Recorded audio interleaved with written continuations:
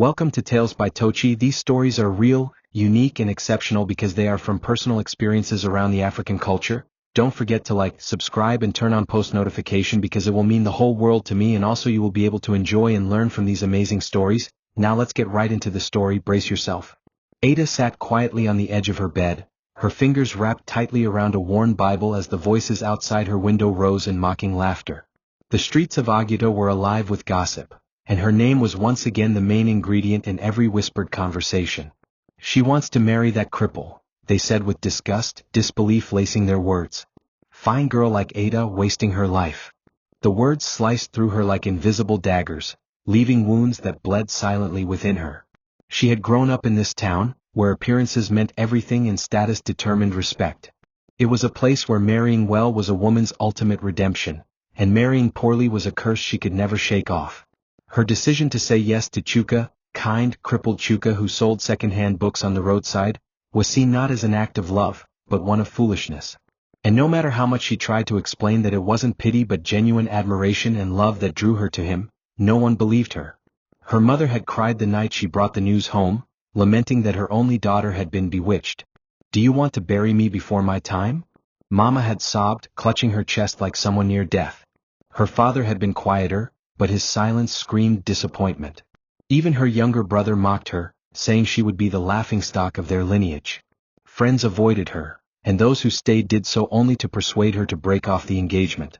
Ada, once the pride of her school and the beauty of their street, was now the subject of ridicule.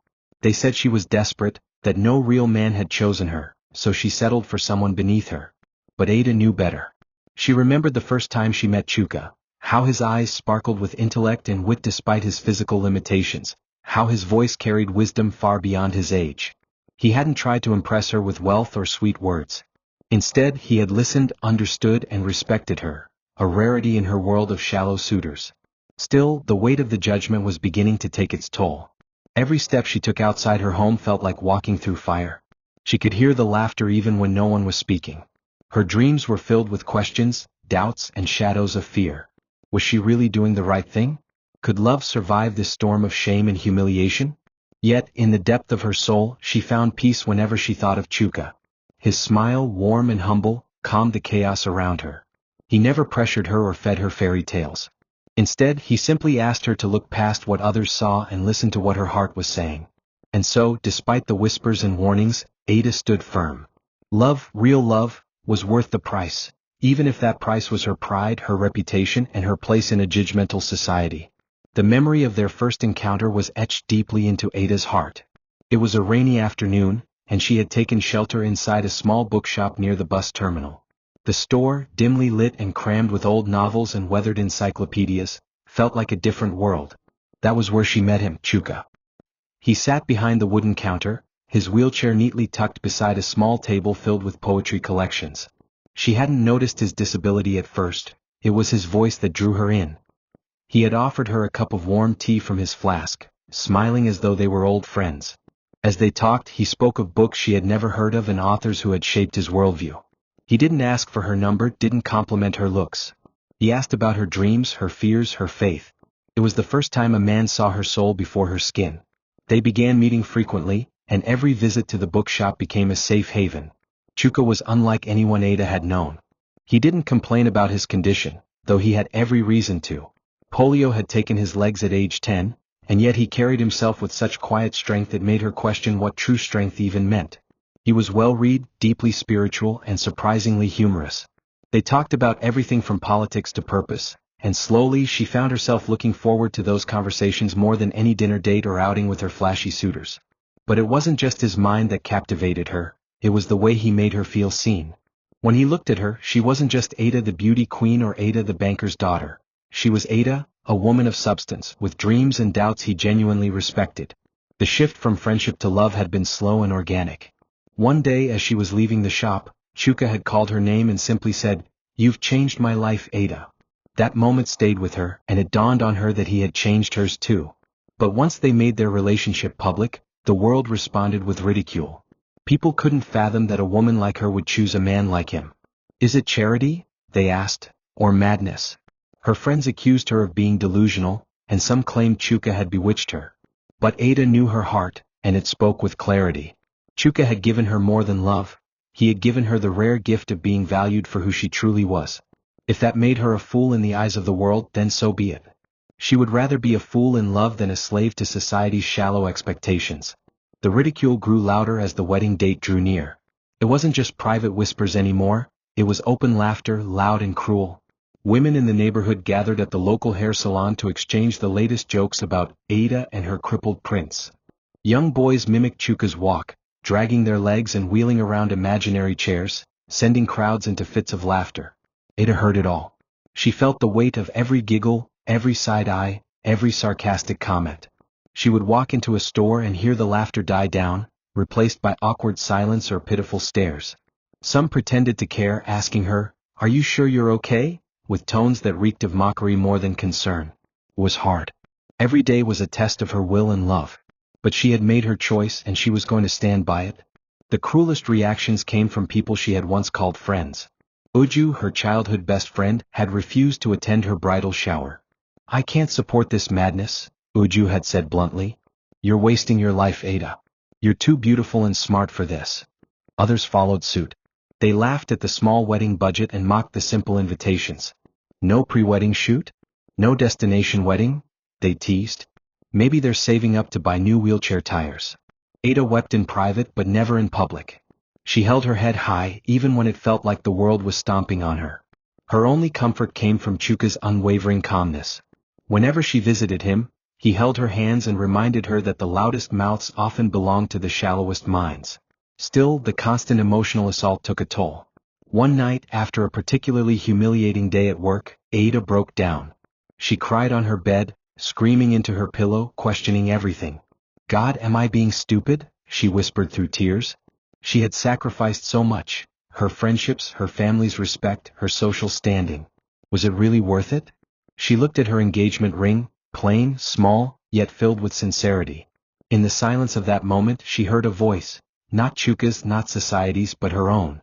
It reminded her of why she said yes. Love isn't always glamorous. Sometimes it's quiet, bruised and mocked, but it's real.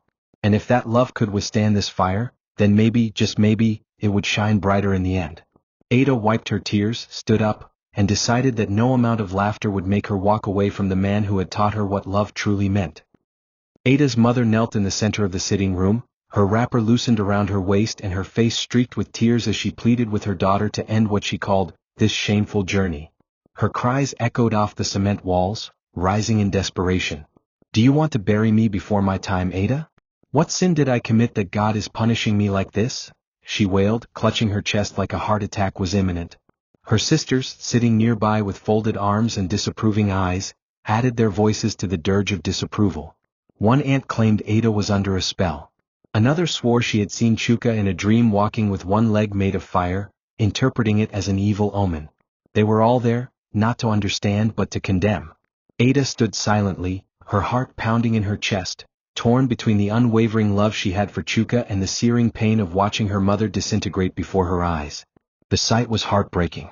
She wanted to run to her mother and cradle her in her arms, but she also knew that if she did, it would be the end of everything she had built with Chuka.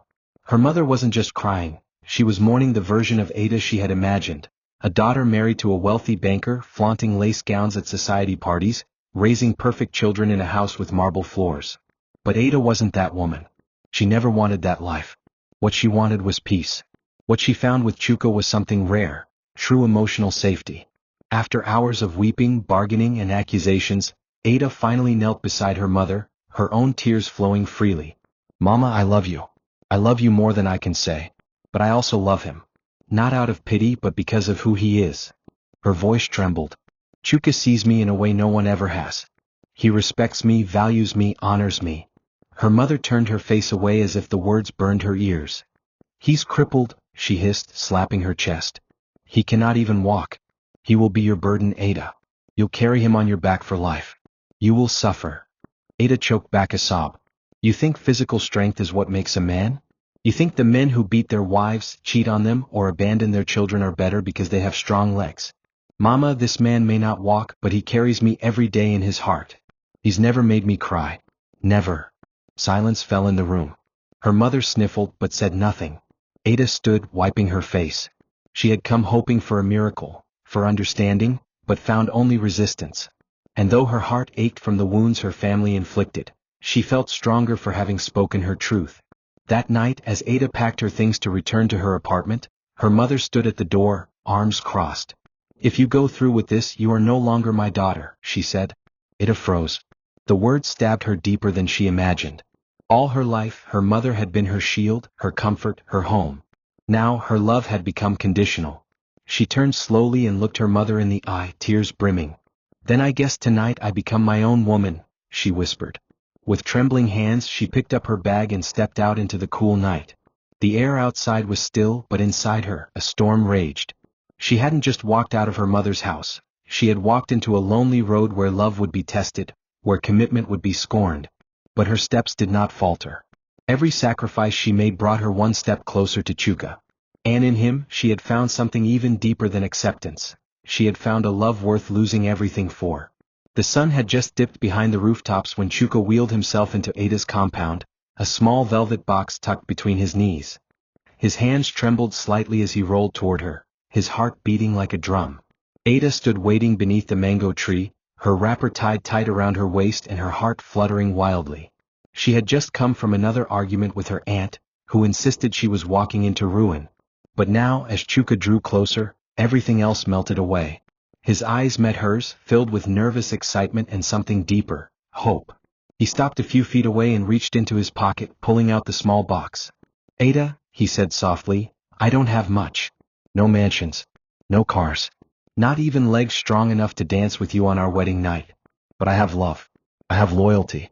And I have a heart that beats only for you. Will you marry me?" The world slowed. Time seemed to hold its breath. Tears welled in Ada's eyes as she stepped forward, kneeling beside him. "Yes," she whispered, her voice thick with emotion. "Yes, Chuka. 1,000 times yes." Chuka opened the box and revealed a ring, simple, silver, and elegant. It wasn't the type of ring that glittered in the sun or boasted a diamond large enough to blind someone. But it was beautiful not because of its size or shine, but because of what it represented. Commitment. Courage. A bond forged in truth and tested by fire. As he slipped it onto her finger, Ada felt something shift in her soul. For the first time in weeks she felt truly seen, not as someone making a controversial choice, but as a woman standing firmly in her truth. Chuka looked up at her, his smile soft and reverent. "Thank you for choosing me," he said. "Even when the world said you shouldn't." Ada leaned forward, pressing her forehead against his. "Thank you for loving me without conditions." They stayed there in silence for a moment, wrapped in each other's presence, while the world around them buzzed with judgment and disbelief. But in that garden, beneath that tree, they built something no gossip could destroy, a promise rooted in truth. That night, Chuka sent a message to Ada, promising to take care of the wedding arrangements. "I want to surprise you," he said. "Just trust me." Ada laughed through her tears.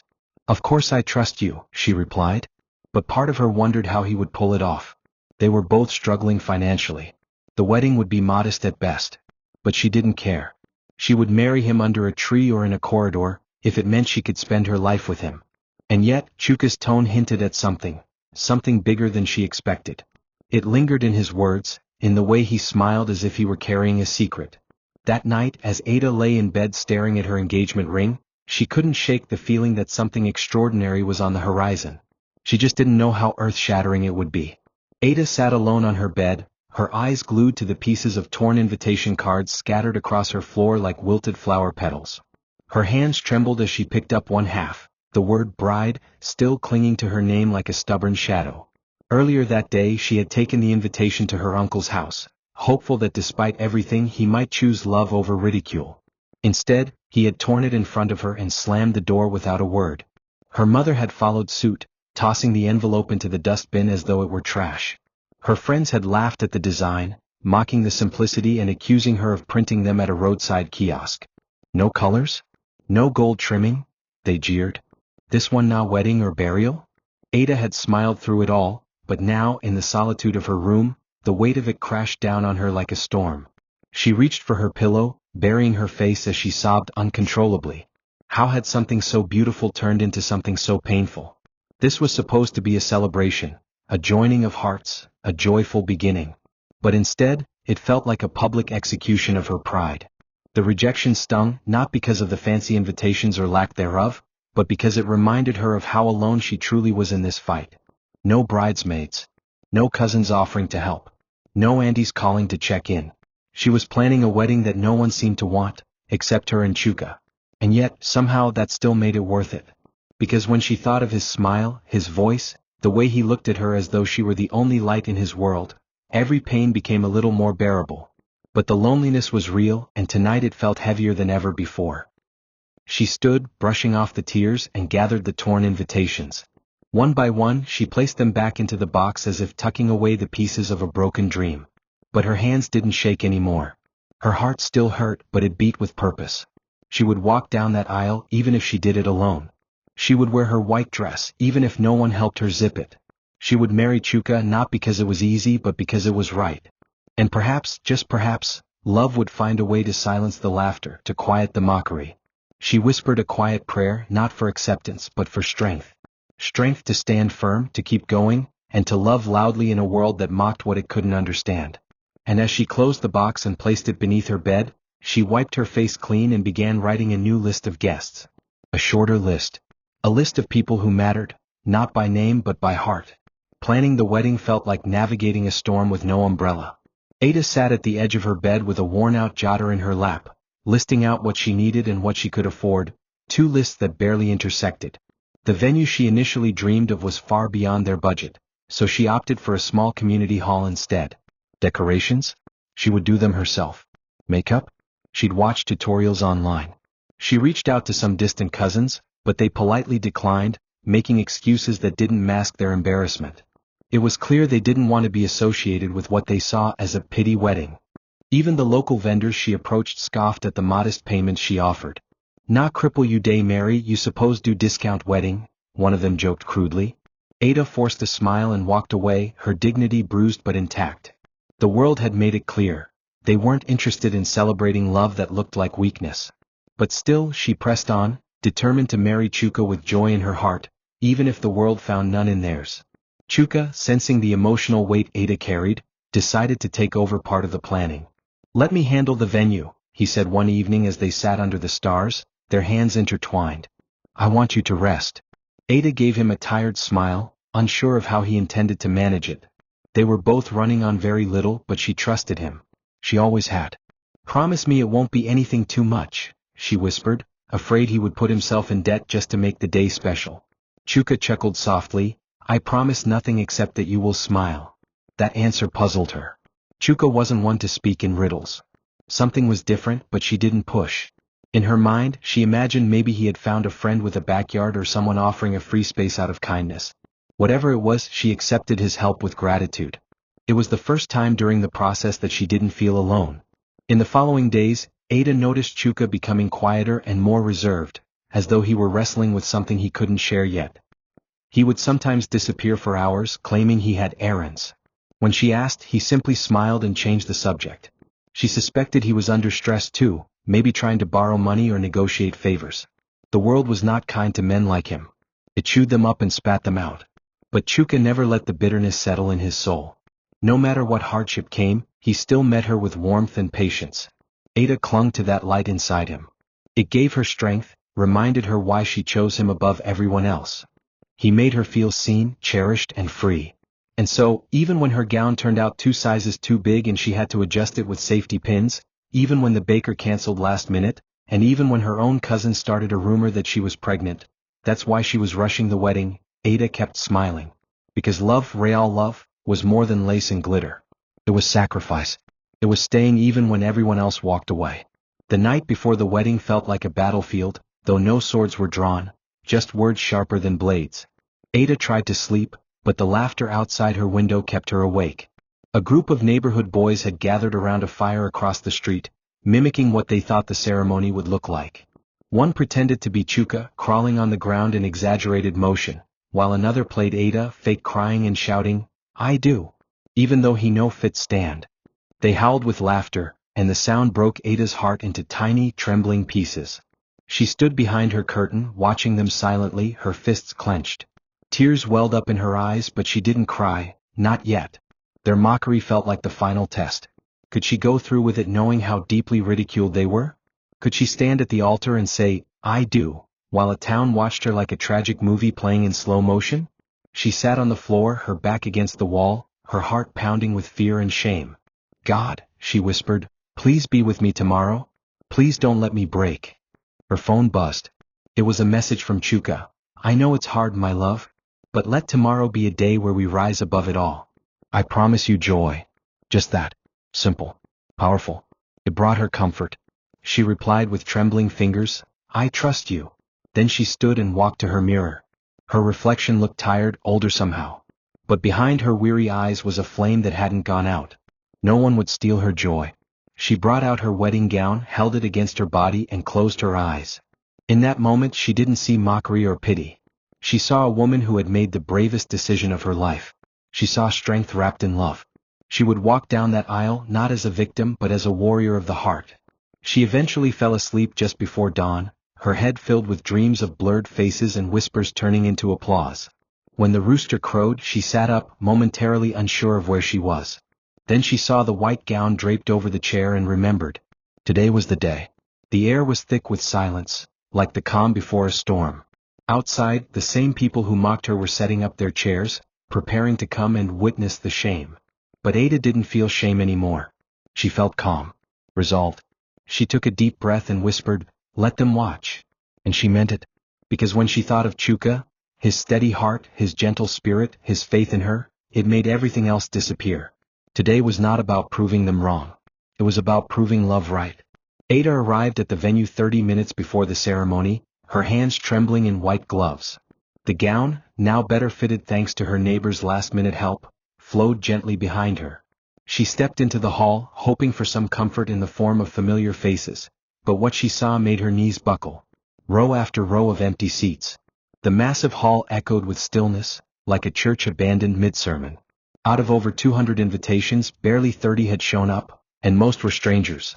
She recognized the elderly security guard from her bank, her tailor's assistant, and a woman she had helped years ago during a bus accident. But her own family? Absent. Her friends?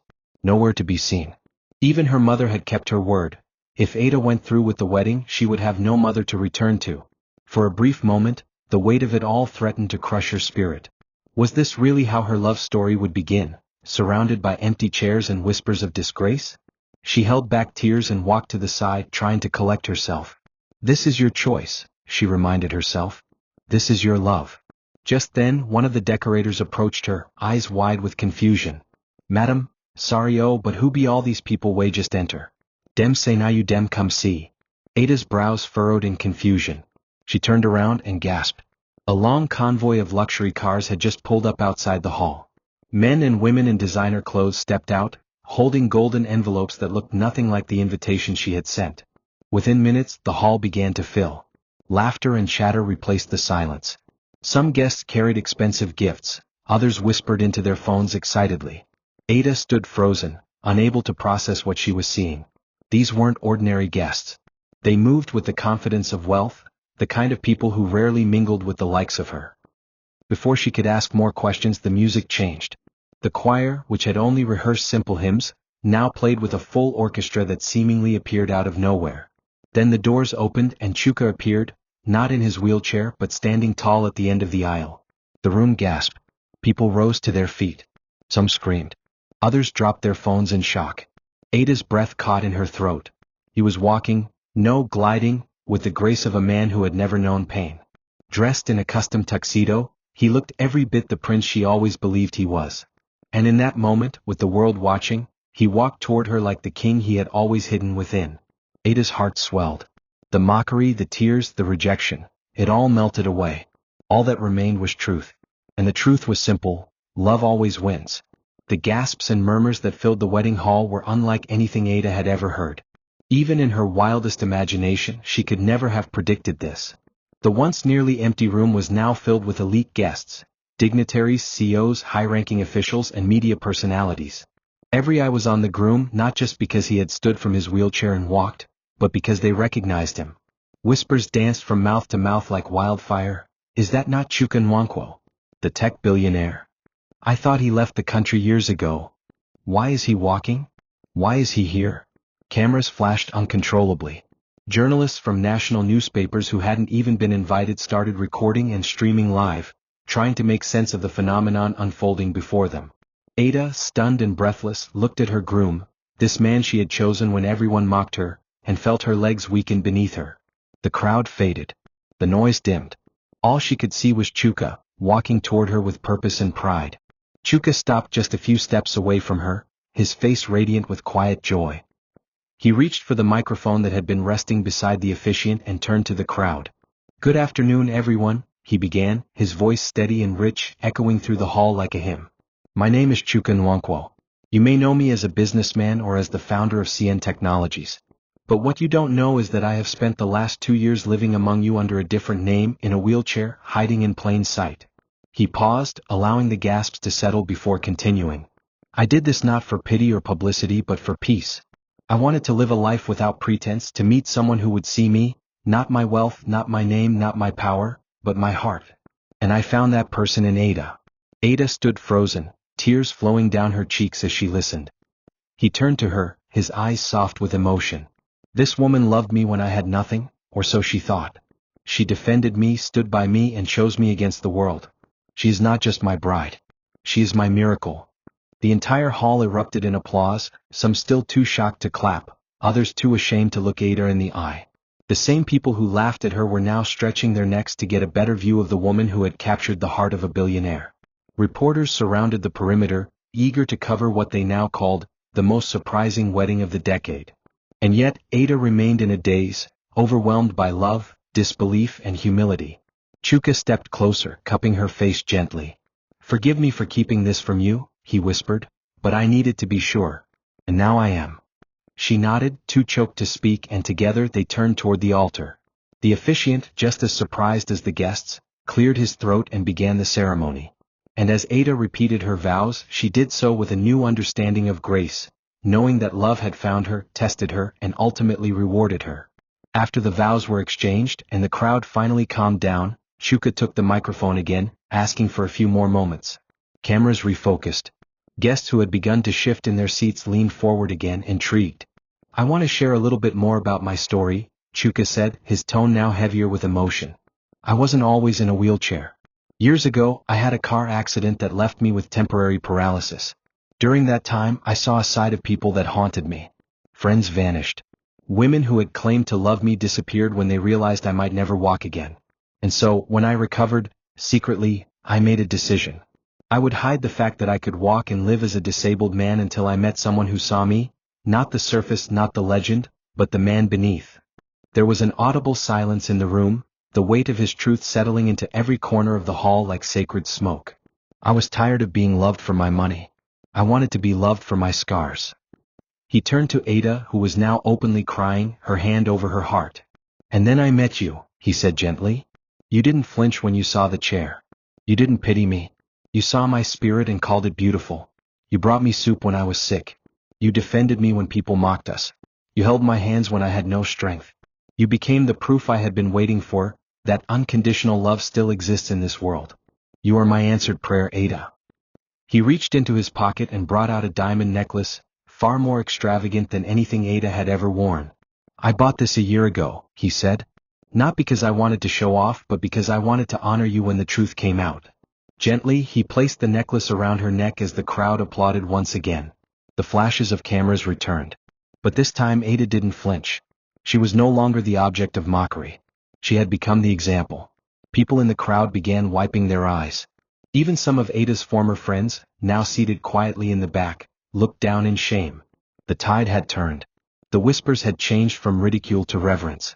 The woman they had scorned was now the bride of a king, and more importantly, a woman of unmatched character. Chuka concluded, "I share this not to shame anyone, but to remind us all that we must be careful how we judge others. Sometimes, the person we laugh at today might be the one we kneel before tomorrow." A standing ovation followed. And in that moment, surrounded by the same people who once tried to tear her down, Ada stood tall, no longer afraid, no longer small. She was now a woman vindicated by love and crowned by truth. The reception that followed was nothing short of magical. The hall, once plain and modest, had transformed into a ballroom fit for royalty. Golden chandeliers lit the room with a soft glow.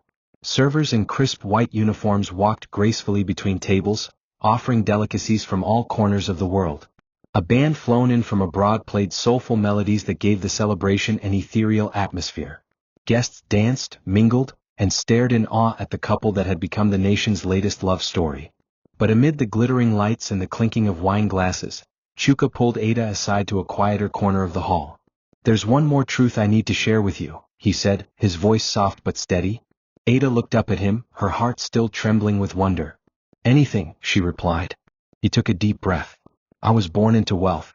My father was one of the richest men in West Africa. I inherited everything after he passed. But when I saw how people changed around me, how love became a transaction, I left it all behind. I created a false identity and started over. I wanted to live as an ordinary man and find someone who saw me, not my inheritance." Ada's mouth fell slightly open. The man she loved was not just wealthy, he was one of the most powerful men in the country. And he had given it all up to find something she had never realized was so rare: genuine love. "All this time," she whispered, her voice shaking, "you had that much?" Chuka nodded. "Yes. But I had nothing too. Because without love, wealth is a prison. You gave me freedom, Ada. You gave me life." She covered her face with her hands, overwhelmed. Not because of the money or the status, but because she realized that his love had come at a great cost. He had hidden himself from the world, endured humiliation and chosen solitude, all to find her. And she had chosen him in his most stripped form. There was no greater affirmation of love. "I didn't love you for this," she said. "I know," he replied, smiling. "That's why you are the only woman worthy of it." They stood there for a long time, wrapped in silence that spoke louder than words.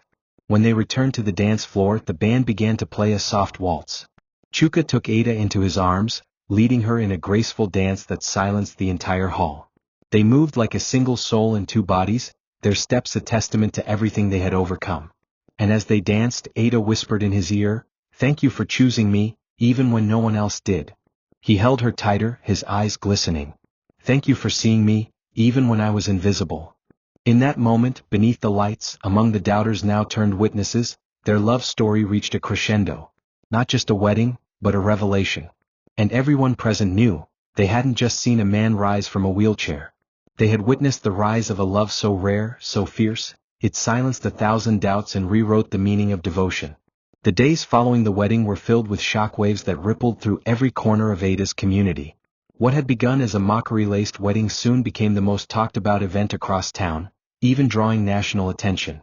Newspapers carried headlines like "From Crippled to CO, the wedding that silenced a nation," while gossip blogs flooded social media with images of Chuka's dramatic reveal and Ada's tearful joy. But back in their quiet neighborhood, the mood had changed drastically. The same people who once ridiculed her now lowered their eyes in guilt when she passed. Children who mimicked Chuka's limp now greeted Ada with shy smiles. Even Mama Chinyere, the chief gossip who had loudly declared Ada's marriage a disaster in motion, came knocking with a cooler of rice and stew as a peace offering. Ada accepted it graciously, but her heart remained guarded. She had endured wounds not even time could fully heal. The most painful part, however, was seeing some of her old friends try to rewrite their roles in her story. Uju, her former best friend who had cut her off completely during her engagement, now called every day and even arrived uninvited at her home with a bouquet of flowers and tears in her eyes. "I was afraid for you, Ada," she said, her voice trembling. "I didn't want you to suffer. I thought you were throwing your life away. I see now I was wrong." But her words, though sincere in tone, could not erase the silence and absence during Ada's most vulnerable moments. Forgiveness, Ada realized, wasn't always about letting someone back in. It was sometimes about letting go of what could never be restored. She smiled gently and thanked Uju but didn't invite her in. Her boundaries were no longer negotiable. Pain had taught her the power of self-preservation. And while she didn't harbor bitterness, she had no space left for people who only showed up once the blessings poured in. Even Ada's mother, who had disowned her on the eve of the wedding, stood at her gate one quiet morning, clutching a rosary in one hand and a small bag of oranges in the other. Ada stared at her from the balcony for a moment, her heart a blend of longing and heartbreak. "Ada M," her mother called out, tears already forming. "You have shamed me with your goodness. I judged that boy. I judged you. But now, I only beg that you forgive me." Her voice cracked. "I was afraid. I didn't know how strong you were. I didn't know God had written your story with golden ink." Ada walked down slowly, met her mother's eyes, and embraced her. No words. Just tears. Not everything could be mended overnight, but love, true love, made room for second chances. And in that embrace, two women who had once stood on opposite sides of fear found their way back to each other through humility and grace. Ada had barely caught her breath from the emotional whirlwind of the wedding when Chuka announced that they would be leaving for their honeymoon the next morning. She had assumed they would go somewhere local, maybe a quiet beach resort or a simple hotel by the countryside. But as they boarded the black SUV waiting at their gate and pulled up to the airport, she realized Chuka had something much bigger planned. "Where are we going?" she asked wide-eyed. Chuka smiled as he handed her a ticket. "Paris," he said. "The city of light for the love of my life." Ada gasped, tears stinging her eyes. Never in her life had she imagined stepping foot on a plane, let alone traveling abroad. And here she was, hand in hand with the man the world had once mocked her for loving, now flying across continents like royalty. As the plane took off, she rested her head on his shoulder and whispered, "You really are full of surprises." Chuka chuckled softly. "And I'm just getting started." When they arrived in Paris, the experience was nothing short of a fairy tale. Chuka had arranged a suite in a luxury hotel overlooking the Eiffel Tower. Rose petals lined the bed, a violinist played softly in the corner as they entered, and a bottle of sparkling champagne sat chilled by the window. Ada was overwhelmed. She had grown up in a modest home, where birthdays were marked with prayers and sachet drinks, not international getaways. And now she stood in silk robes, eating croissants on balconies and walking through cobbled streets hand in hand with her husband. But what moved her most wasn't the grandeur. It was Chuka's attention to every small detail.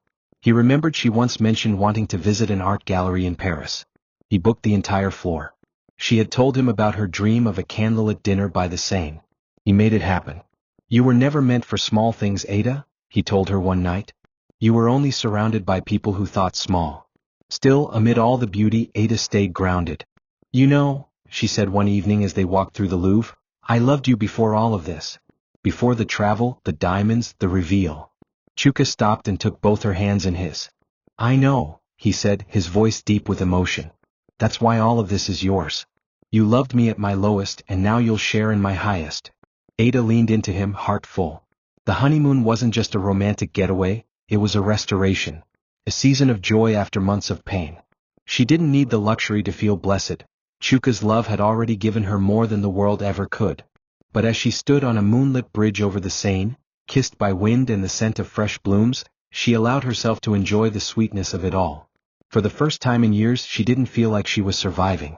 She felt like she was living. When Ada and Chuka returned from their honeymoon, the entire neighborhood gathered at the gate, pretending to be cheerful and welcoming. The same mouse that had once mocked her now offered trays of food, fake smiles, and flimsy excuses for their past behavior. "We were just scared for you, Ada," one neighbor said, gripping her hands. "We didn't know he was such a good man." Another offered, "Na God de duam, no be say we get bad mind." Ada listened, nodded politely, but her soul didn't accept their justifications. Because where were these smiles when she needed help? Where were these open arms when she cried alone in her room with only God and hope to comfort her? The hypocrisy was stifling. She had prepared for this, rehearsed the grace she would offer. But nothing could fully dull the sting of knowing her joy had only become acceptable after it wore a crown. Still she smiled. Because grace wasn't about who deserved it, it was about who needed it. Chuka, however, handled the situation differently. He greeted everyone warmly, even offering jobs to some of the unemployed youths who had once mocked him. "Let's turn our story into a blessing for others," he told Ada later that night. "We won. Now let's help others rise too." His heart amazed her. She admired how he transformed pain into purpose so effortlessly. Together, they launched small empowerment projects, funding women-led businesses and organizing tech seminars for the youth. Slowly the narrative changed. Ada wasn't just the woman who married a billionaire. She became a symbol of resilience, of faith and love when logic failed. People began coming to her for advice, asking her to speak at local churches and women's groups. Her voice, once drowned out by laughter, now carried weight, respect, power. She hadn't just survived shame, she had conquered it. And yet, she never let it get to her head. She still visited the local market, still greeted the same women who once whispered behind her back. But her presence was different now. She walked with confidence, not arrogance. Her heart remained soft, but her boundaries were firm. "You don't need to fight your battles. she told one woman who asked her how she had done it. You just need to stand in your truth. The world will catch up eventually. And standing beside her always was Chuka, no longer in disguise but fully himself. Every time their hands touched, Ada was reminded of all they had overcome. Their love wasn't just a fairy tale, it was a fire tested by rejection, refined by endurance and crowned by grace. They had returned not just as husband and wife, but as conquerors of a world that once tried to break them apart. The journey to healing with her family was not instant. Forgiveness was a beautiful thing, but Ada had learned it was also a process, one that required honesty, time, and space. When her mother came visiting again, bearing baskets of fruits and a timid smile, Ada welcomed her with a warm embrace but remained emotionally guarded. She still remembered the echo of her mother's final words that night, "If you go through with this, you are no longer my daughter." Those words had pierced her soul, and while she had forgiven them outwardly, they lingered in the shadows of her mind like an old bruise. Her mother sat at the edge of the leather sofa in their living room, her eyes taking in the grandeur of Ada's new home, the velvet curtains, the art pieces, the polished floors, but Ada knew she wasn't just looking at wealth. She was searching for the daughter she believed she had lost. "I was wrong, Ada," she said at last, her voice low. "I judged what I could not understand. I let fear speak louder than love. I'm sorry." Ada looked at her mother for a long moment before responding. "I understand, Mama. Truly. I know you were scared. You didn't want me to suffer." Her voice cracked. "But you have to understand something, too. You weren't just scared, you were cruel. You abandoned me at the hardest time of my life. You let the world laugh at me and you didn't defend me. You tore up my invitation like it was garbage." Her mother began to cry softly, but Ada continued, her tone steady. "I forgive you. I really do. But things can't just go back to the way they were. Trust is like a house. When it's broken you can rebuild it, but it takes time. You'll have to give me that time." Her mother nodded, ashamed but understanding. That moment marked the beginning of a cautious reconciliation. Ada opened the door to relationship, but not without locks. She had learned that boundaries were not acts of rebellion, they were acts of self-respect. And she had every right to demand respect in return. In the weeks that followed, Chuka supported Ada's decisions, never pushing her to soften too quickly, but also reminding her that grace was a legacy worth cultivating. "We must never let pain harden us," he would say. "Let it shape you, but don't let it close your heart." Together, they invited Ada's parents to dinner one evening, setting the tone for a fresh start. Her father, always the quieter one, simply took Chuka's hand and said, "Thank you for loving my daughter." And in that simple gesture, a lifetime of tension eased. Chuka, as generous as always, gifted her parents a small house in their village, not as a reward but as a statement of peace. Ada insisted on a clause though: "This gift comes with love, not leverage. You will not use it to control us." It was the first time her parents had seen her assert herself so boldly, and they respected it. Forgiveness didn't mean foolishness. And Ada was no longer the girl desperate for approval, she was a woman who had walked through fire and came out golden. With her newfound platform and the public's admiration following their dramatic wedding, Ada could have chosen a life of quiet luxury. She could have disappeared into the marble corridors of mansions, attending private brunches and galas. But that wasn't who she was. Pain had refined her. It had opened her eyes to the suffering of others who lacked support systems, women who were cast aside for choosing love over appearances, and young girls taught to measure their worth by the men they attracted. Ada and Chuka decided to create the Heart Without Borders Foundation, an initiative aimed at empowering women to love freely, wisely, and boldly. They hosted seminars, funded business grants, and provided legal and emotional support for those ostracized by family or society for their unconventional choices. The foundation quickly gained recognition. Not because of its wealthy backers or its posh events, but because of its story, because of her story. Ada wasn't just the founder. She was the living proof that love could survive ridicule, that hope could bloom in hostile soil. The opening ceremony was held in a modest community hall, not the grand ballrooms Chuka's assistants had suggested. "I want it to feel real," Ada said. "Not unreachable." Women came from all over, some with babies on their backs, others with scars hidden under makeup or silence. They listened as Ada told her story without embellishment. She spoke of the mockery, the isolation, and the nights she cried into her pillow, questioning everything. "They called me mad," she said. "They said I was throwing my life away. But the truth is I was just beginning to live." Tears filled the eyes of many in the room. Ada wasn't a celebrity in their eyes, she was one of them. After her speech, A woman in her 50s approached her. "My daughter is dating a blind man," she whispered. "I've been trying to stop her. But after today, I think I will just pray for her instead." That moment meant more to Ada than any award. Chuka stood beside her the whole time, proud and supportive. Though the spotlight was mostly on Ada now, he didn't mind. "You are the heartbeat of this foundation," he told her one night as they went over plans for their next outreach. "And I will always be your rhythm." Together, they traveled to rural towns, partnered with other foundations, and began scholarships for girls with dreams of entrepreneurship. Every program had a name inspired by Ada's journey: the Bride of Strength, Worthy when mocked, Grace in broken places. Each initiative was a testament to the battles she had fought, and the beauty she had turned those battles into. She wasn't just changing lives, she was healing the world, one brave woman at a time. And in the process, she was discovering new depths of her own courage. Marriage, Ada quickly realized, wasn't a happy ending, it was a beginning. The world often painted weddings as the climax of a love story, but hers had taught her otherwise. After the glamour faded and the guests returned to their own lives, she and Chuka were left with the real work of becoming one. They learned each other's shadows, the silent hurts, the unspoken insecurities. Chuka struggled with guilt. "Sometimes I wonder," he confessed one night, "if it was unfair to test you that way, to hide who I was for so long." Ada reached for his hand, kissed it gently, and said, "You gave me a gift. You gave me the truth before the treasure. That's rare." He smiled, but she saw the lingering doubt in his eyes. So she made it her mission not just to love him, but to heal with him. They took therapy sessions together, something many in their culture frowned upon. "We've both been through a lot," Ada said. "Let's talk about it with someone who can help us process it." And so they did. Their sessions brought light to things they hadn't even realized they carried. Chuka shared more about his father's expectations, the pressure of legacy, the loneliness of wealth. Ada spoke of the emotional bruises inflicted by abandonment, the way mockery had once shrunk her into herself. Through those conversations they didn't just grow closer, they grew up. They learned to fight without wounding, to disagree without disrespect, to rest in silence without feeling threatened. Their love deepened not because it was flawless, but because it was fiercely committed to growth.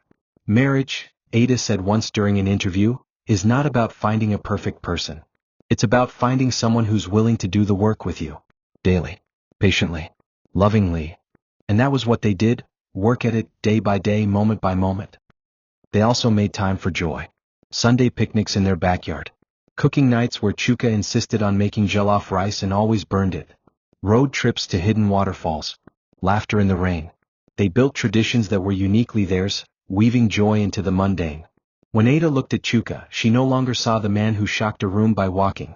She saw the man who still wrote her notes on sticky papers, who sang off-key lullabies to her when she couldn't sleep. She saw her friend, her partner, her home. Their love wasn't loud anymore. It didn't need to be. It was steady, grounded, and ever-growing.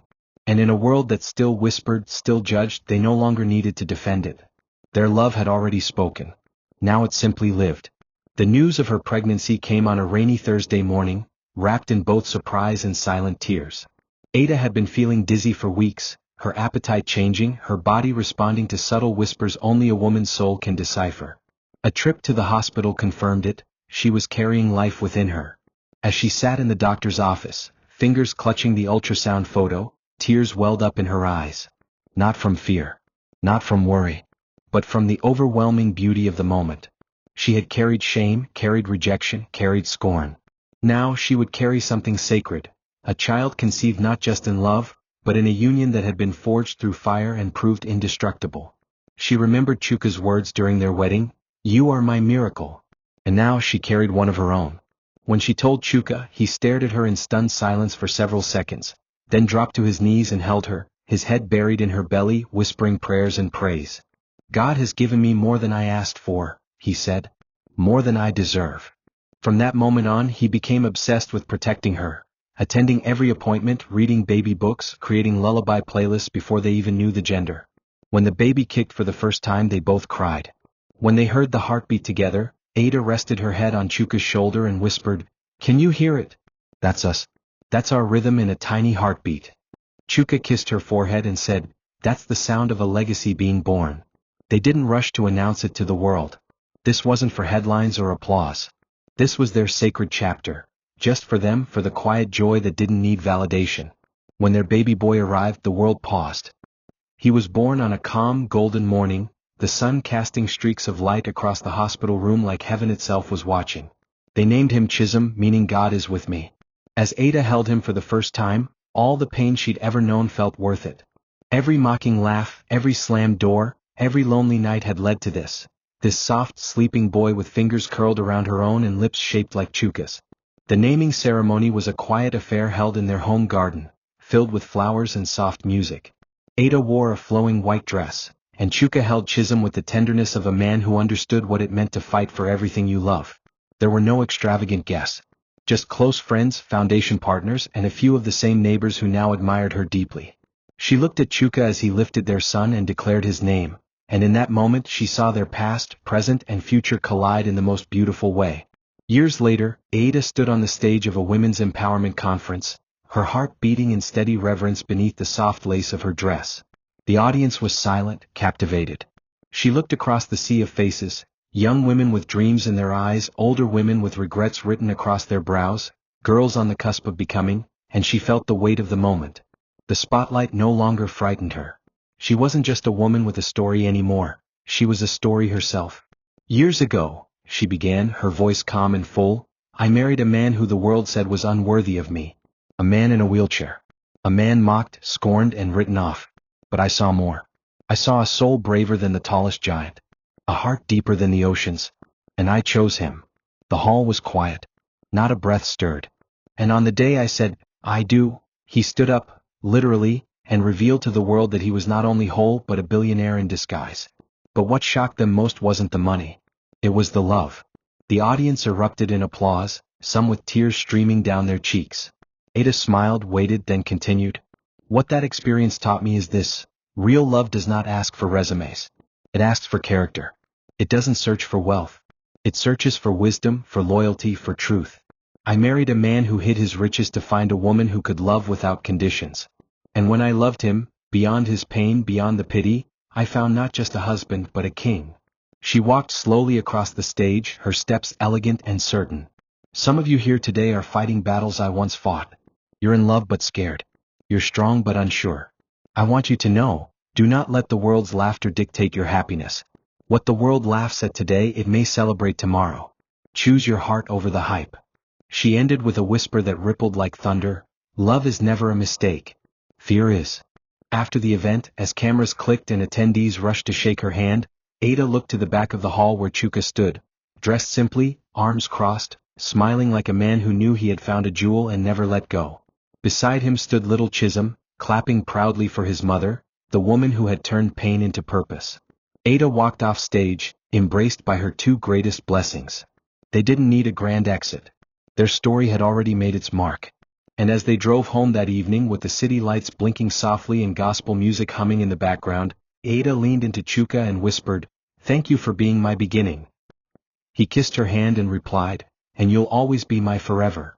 And just like that, in the quiet of the night, their love continued, not as a spectacle, but as a sacred flame that would never be extinguished. Thank you for watching this video. What did you learn from this story? Drop it in the comments. Please make sure you like, comment, and subscribe to my YouTube channel Tales by Tochi for more.